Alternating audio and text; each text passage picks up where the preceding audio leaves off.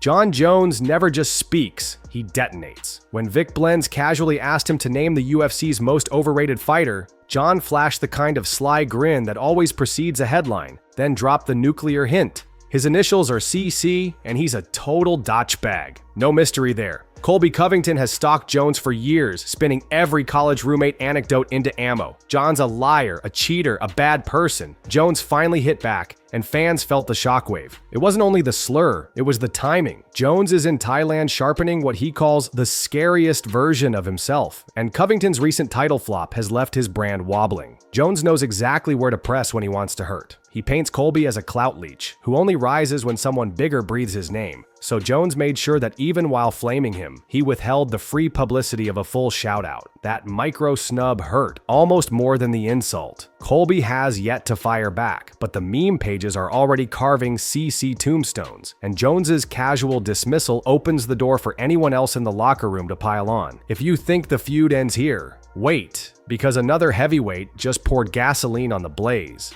It's like, I'll do business with you. I would risk it all with a human being like you. You actually have the accolades to back up your shit.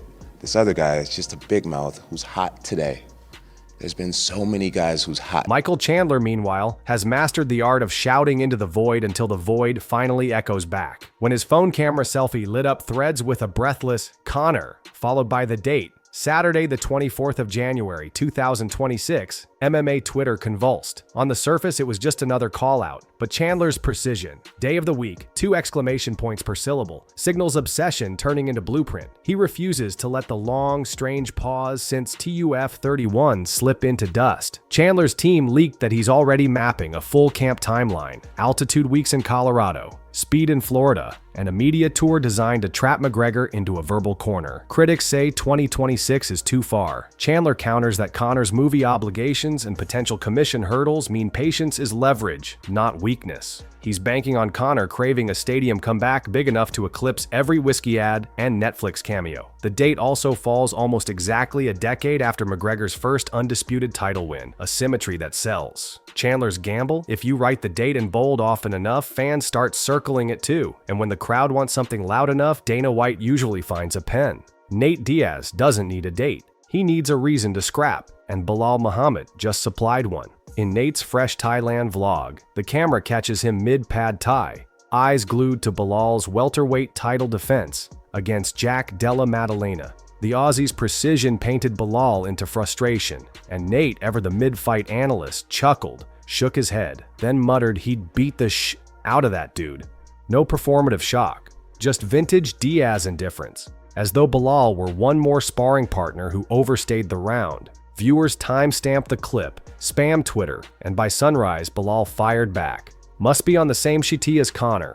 Translation: Nate's punchlines are chemically powered. Yet Diaz thrives on accusations. Remember the IV rumors, the CBD clouds, the Stockton genetics that make cardio a birthright? Belal's retort only sharpens Nate's appetite. Inside Nick's Academy, they're already stitching fresh Stockton 209 patches onto the Thai shorts he wore in the vlog. Belal claims he's chasing the belt. Nate talks like belts are optional jewelry. If the UFC senses viral thunder here, don't be surprised when a non-title 5-round grudge match headlines a summer card none of us saw coming. Much of a chip on my shoulder with this one because I was like, it didn't make any sense for me to fight him. I was like, I want to fight upward. I just beat 2 top 5 guys in a row.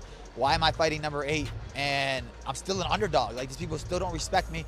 They still don't think that I could be a champion, and it just made me angry. Tony Ferguson isn't waiting for summer. He's still living in the alternate timeline where the Ultimate Fighter, Khabib versus Tony, never got canceled. Talking to Helen Yee, he grinned the grin that once promised spinning elbow carnage and said, "I'd coach against him in a heartbeat. Dude's still fat and hides it under that fuzzy hat." Classic Tony, roast the wardrobe, then pivot to tactics. He insists a season opposite Nurmagomedov would showcase levels the public never sees in a pay-per-view cameo. Drilling chain wrestling at 6 a.m., ankle picks on tile floors, sandbag carries up desert dunes. Tony measures greatness in reps, not records, and that's why his verdict on the Makhachev-Khabib comparison felt so direct. He calls Islam the slicker, faster grappler, unchained by Sambo orthodoxy, predicting he'll thrive at 170 once legacy demands a climb. Then he compliments Ilia Topuria's ambition to chase Oliveira at 155 because chasing is how you stay immortal. In Tony's mind, titles are checkpoints. What matters is how fearlessly you swerve toward the next one. If the UFC greenlights an all-star 2F revival, Ferguson's cooking up plywood balance boards and pool noodle eskrima drills already, and fans would tune in just to watch his madness infect the room. Robert Whittaker isn't often rattled, but one grainy gym floor photo of Merab Dvalishvili's little toe bent sideways made him wince on camera.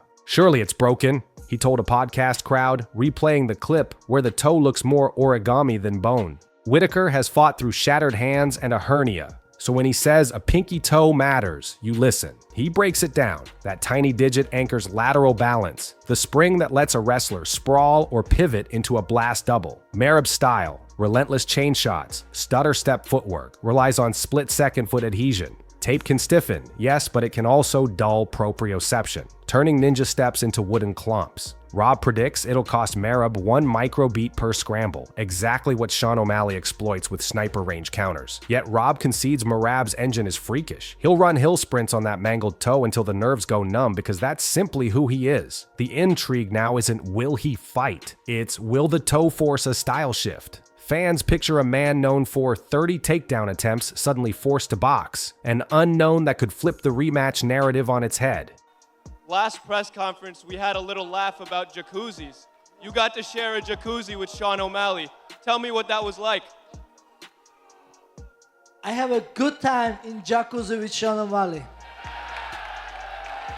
Joe Pyfer's Mexico City rant started as a stomach bug confession and mutated into a full-blown manifesto against altitude risk. He was slated for Kelvin Gastelum in the thin air above 7,000 feet, but 2 separate illnesses. Projectile misery he describes with toilet bowl sound effects scratched him. On Ariel Helwani's set, he didn't just vent, he dissected the economics. Lost camp money, 25 grand. Lost win bonus, hypothetical 6 figures. Lost rank momentum, priceless. So when he called the venue an AI hole, it wasn't aimed at the fans who handed him street tacos. It was at the logistical gauntlet that left him sipping IV salts. He credits DC for admitting similar gastric trauma, yet still catching fan forgiveness. Pyfer's tone holds less diplomacy. He argues the UFC has dozens of viable markets at sea level, so why roll dice where hematocrit plummets and sponsors bail if you puke on camera? Detractors call it soft. Pyfer shrugs and says he fought Jack Hermanson with pneumonia and dual staff. Altitude, he claims, is the one variable sheer grit can't hack because your red blood cells don't care how tough you are. His stance is firm, never again above the clouds. Mike Perry knows altitude too, but it was body altitude, specifically the floating rib, that killed him against Jake Paul. Their boxing match came on 3 weeks' notice after Iron Mike Tyson's medical scare ripped the July card apart. Perry took the hero slot, sparred through 8 rounds the week before, and during one inside rip, his partner buried a glove into the rib cartilage. He felt the crunch, but cashed the fight check anyway. Seconds into the bout, Jake tapped the same rib with a right hook, and Perry felt the fracture travel like lightning. Now, on a podcast, he claims bare knuckle levels that field. No 10-ounce padding muffling his clinch elbows. No referee quick breaks limiting dirty boxing.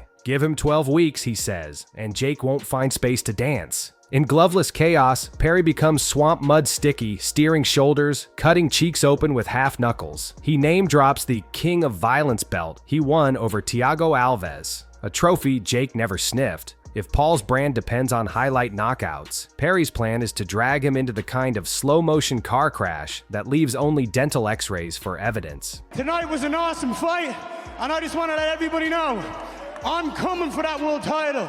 15-0, undefeated, unstoppable. I don't care who's next, where it is, I'm going to be a world champion. Ian Gary envisioned something cleaner, a surgical deconstruction of Khamzat Chimaev. Fresh off a slick media tour where he styled himself as Ireland's next crossover star, Gary outlined why superstardom relies on opponents who scare the mainstream. Chimaev is that monster, an undefeated smother machine who ragdolls ranked men like extras in a Viking film. Gary respects the aura but doubts scouts the depth. He studies Khamzat's early UFC tape. Lightning-fast level changes, masking a chin still largely untested by world-class strikers. Gary's camp thinks precision footwork and disciplined distance weapons. Front leg snap kicks, switch jab entries can keep Khamzat shooting from too far out, forcing telegraph doubles ripe for knees. And if the takedown lands, Gary's jiu-jitsu coach points to his long frame guard, triangles locked like bear traps. The pitch is simple. UFC craves stars who talk and finish. Gary promises both. He's already modeling bespoke suits for pressers, angling for a Fight Night Dublin main event that bleeds into Netflix top 10 lists. Chimaev grunts he'll smash anyone, anywhere. Gary grins back, saying,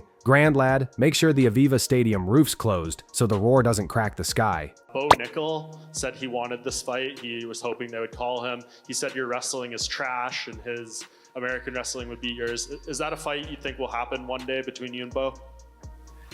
Man, the guy think big bullshit, this guy, man. I don't know what. While Gary plots, 17-year-old phenom Raul Rosas Jr. just added viral ammo of his own by tapping undefeated boxer Ailiano Vargas during a cross-sport spar. The footage starts slow. Both men touch gloves and 16-ounce pillows, but within seconds, Rosas shoots a low single, spins to the back, and sinks hooks. Vargas, pride-heavy, resists tapping until the grin fades and the veins in his neck pulse. Rosas whispers something, viewers lip read, "Trust me, bro," then tightens the choke until gloves slap mat. The gym erupts, the camera zooms on Vargas's sheepish exhale, and Rosas plants a flag for every grappler who's sick of hearing, "Boxers rule the hands so they'd rule MMA." Rosas caps the clip with a selfie captioned, "MMA greater than everything," gaining 50,000 followers overnight. Promoters sniff payday, teenage star, bilingual charisma, undefeated boxer humbled. Whispers now pair him with a Contender Series co-main.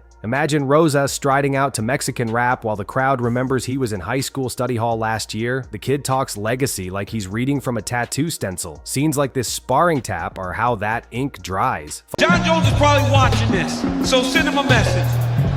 Hello, John. I have nothing against you personally, but I just think I'm better than you. I just know that I can beat you in a fight, so I'm coming for it. Finally, Tom Aspinall couldn't resist trolling the heavyweight GOAT he might one day challenge. When a clip surfaced of Jon Jones in Thailand pausing his bike ride to sniff a bystander's flowing hair, equal parts bizarre and harmless, Aspinall and elite grappler Craig Jones, no relation, stitched together a parody. In their edit, Tom pedals past a teammate wearing a rainbow wig, theatrically inhales, then pretends to fall off the bike, dizzy from goat musk. Craig adds on-screen pop-ups. Stage 1, inhale greatness, followed by Stage 2, catch USADA. The humor plays because Aspinall spent weeks fielding rumors that Jones would duck their heavyweight unification, so parody becomes pressure. Fans flooded John's DMS with laughing emojis, but beneath the banter lies chess. Aspinall's mockery keeps his name intertwined with John's every headline, forcing the narrative. If John's healthy enough to bike tie Rhodes, he's healthy enough to sign, and by roping in Craig Jones, a submission wizard, Tom signals he's not just a boxer wrestling enough, he's drilling heel hooks in secret basements. The message lands, playfully, publicly, he's calling John out on cardio trails and contract talks alike, making sure 2025's biggest heavyweight story refuses to fade to background.